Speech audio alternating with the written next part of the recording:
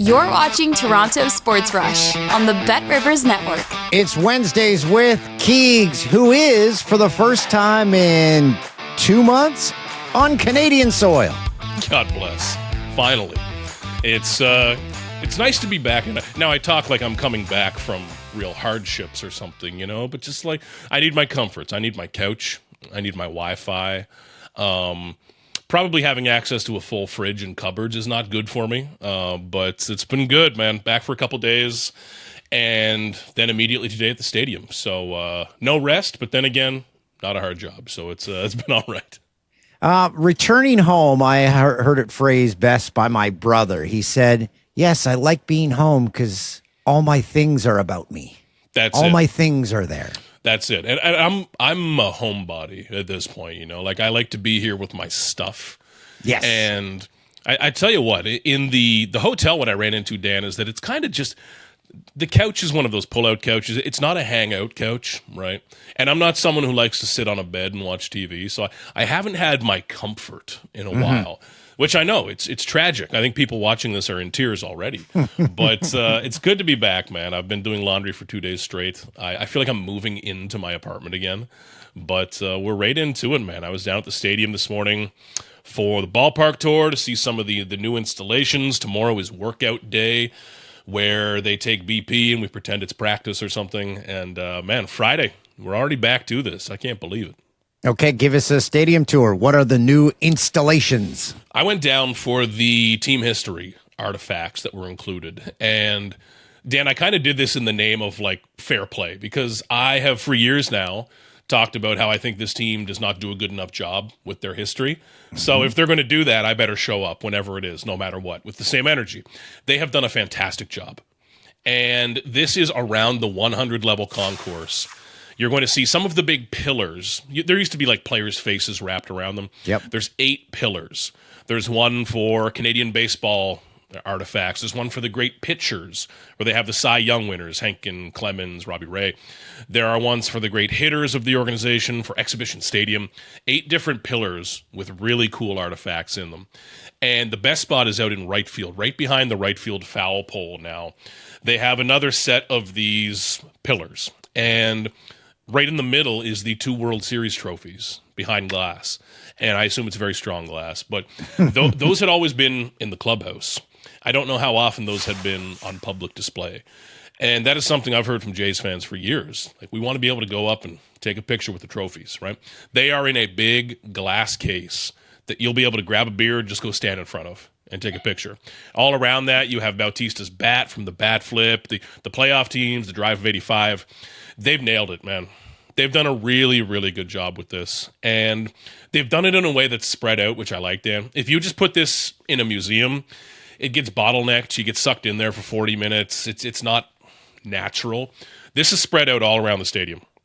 I think it's natural. I think it works. And then in right field, beyond where those World Series trophies are, that is where later this year they'll open up the Hall of Excellence with Buck Martinez and the level of excellence names inducted. So, full marks to the Blue Jays on this. I've been critical about it in the past, but when they nail it, and they've done just a fantastic job. Get to the Blue Jays final roster in a second, but you brought up Robbie Ray, and I had to look it up. I completely forgot about the Robbie Ray Blue Jays era. Incredible, huh? And I think after that, I remember it was a decision. Do you sign Robbie Ray or Kevin Gausman? They're both the same amount of money. The right choice was made. Yes. At the time, a lot of people wanted Robbie Ray. I probably made a case for it at points.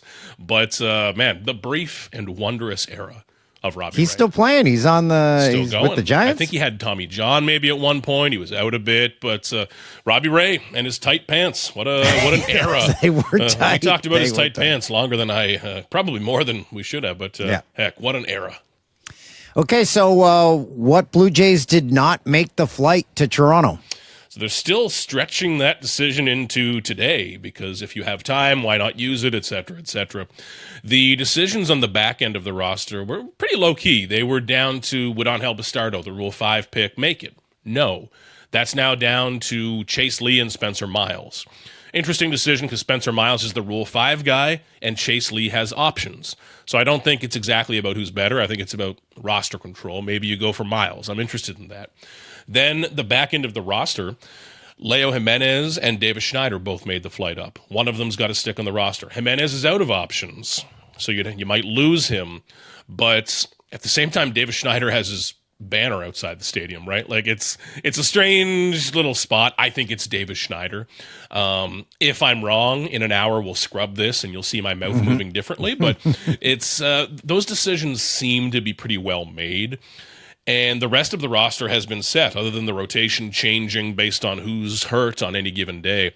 But I think that roster has to be locked in today on Wednesday because of the opening day tonight on Netflix, featuring every Netflix character and personality of all time. For some reason, it's going to be interesting, but you'll see that set, I think, pretty soon. Big thing for baseball. Another rights holder. So the people in charge of baseball have to be happy with Netflix. That money goes right to me, actually, as an MLB employee.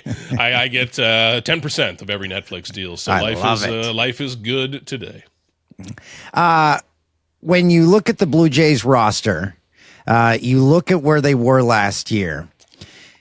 Is this team coming in with a lot more confidence? Do you see the mindset of this team completely different than it was at the start of last year? Because that was a monumental mental shift that team made last year. Massive. And I'm just opening up my own story because I have taste on the opening day roster from last year. And let's go through just the bullpen. Oh, let's do it. The bullpen's a great example.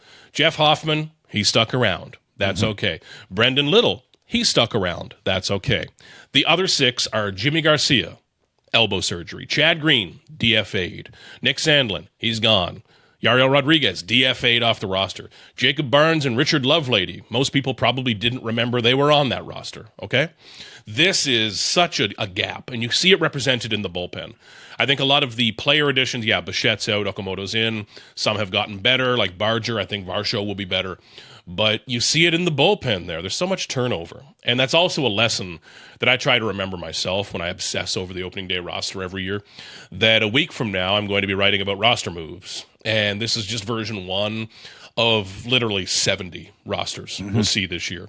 But the expectations and the talent level are totally different. And I try to remember, Dan, and I need to remember this going into the future, that the 2025 season was supposed to be average and boring. Okay, they were projected 78, 79 wins, which sucks. That's a terrible place to be. Either tank or win it all. I hate the middle. I hate the middle. The Blue Jays were stuck in the middle for, I think, my entire childhood and adolescence. So maybe I'm just scarred by those teams of the 90s and 2000s when they were stuck in the middle. But they surprised everyone. And that didn't happen until June. They were around 500 until June 1st.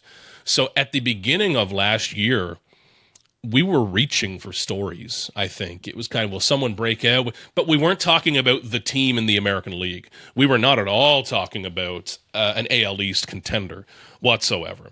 So that changes everything. And George Springer has this great quote that a lot of guys have referenced, and it does sound a little bit like something that you'd put on a t-shirt that everyone works out in or whatever, but he says that when you hang a banner, you also hang a target on your back.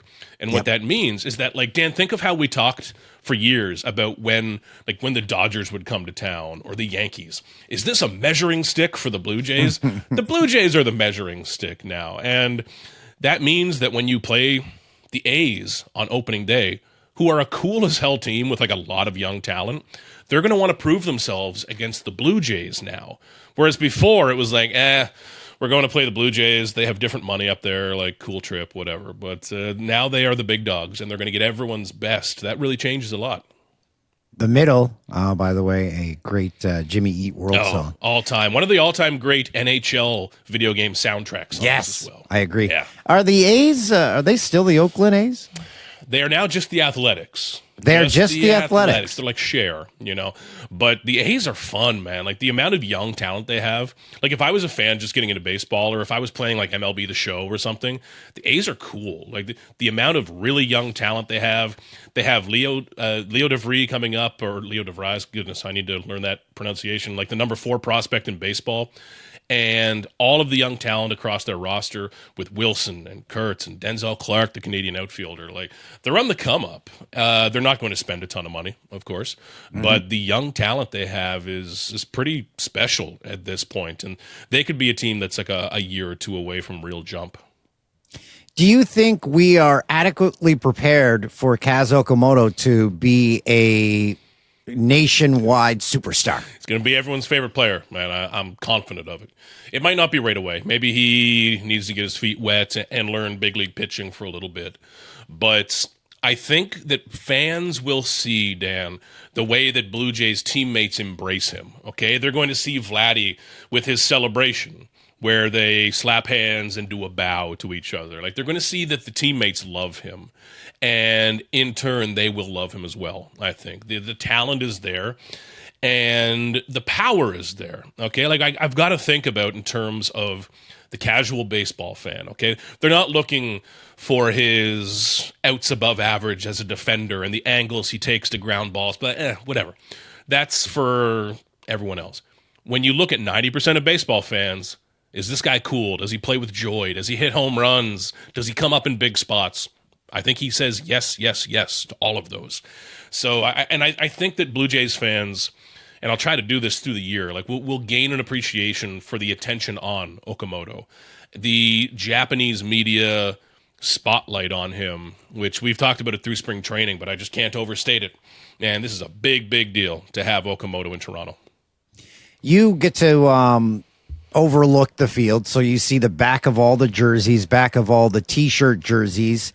So I assume Vladdy number 1, the name you see most. I see George Springer being second. Who would be in that third spot of most jerseys you see? Ooh, assuming I'm correct on the first two. You are, I think. Vladdy and Springer. You see a lot of Ernie Clement these days. Ooh. You've got a lot of those. Then I think you get into the Bautista range. I think there's a ton of Jose Bautistas.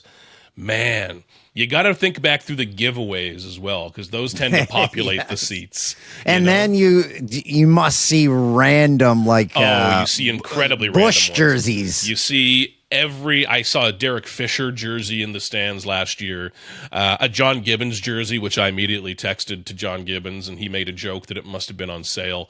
But you see some wild ones, but you can also tell who's had a giveaway. Like Hyunjin Ryu, I think, had a couple jersey giveaways. There's 100 Ryu jerseys at every game still, because they were giveaway jerseys. There's going to be a few good ones this year too. But the number 3 spot, that's a hot competition. Like, Ernie Clement is probably coming up on it. Davis Schneider has a surprising number. Like, I remember, Dan, when they put out the those night mode City Connect jerseys, Davis Schneider was one of the first ones that sold out. Like, people love this guy. Okay, they love him.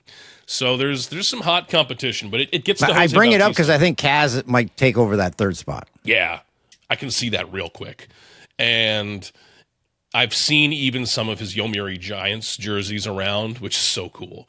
But I think Kaz Okamoto gets into that real fast. And you're going to see the Japanese-Canadian market coming out to games as well. Like, this is a great place for Okamoto to, I hope, like, be living and getting accustomed to living in Toronto and in Canada. There was a restaurant, I think it was a Korean barbecue restaurant, posted on Instagram yesterday that he stopped in, and like they were just like so proud to have him there. It's just cool, man. I'm excited to see him get used to life in Toronto and embrace this city, because it's a great city, especially if you're coming from away, if you're coming from Japan, from Korea, from Latin America. I think Toronto is a fantastic place to be a baseball player. Okay, I'm going to let you leave with this opening day batting order. Oh, all right. Let's go. Number 2 is the hard one. George Springer's going to lead off as the DH. I don't mind the idea of Dalton Varsho batting number 2 as the center fielder. It's a way different look than Nathan Lucas last year, but if you're hot, you're hot. And he hit 5 home runs in spring training, another in the intra-squad game. Vladdy number 3 at first. Then we get into probably Alejandro Kirk, Addison Barger. Then you probably get into Okamoto down around 6, I think, at that point. Then rounding out from there, you would have probably the Jesus Sanchez in there, because they're going to be facing a righty, I believe, in from the A's on opening day. So you're going to have Jesus Sanchez in there, I think. And from there, you go Ernie Clement, Andres Jimenez to round it out.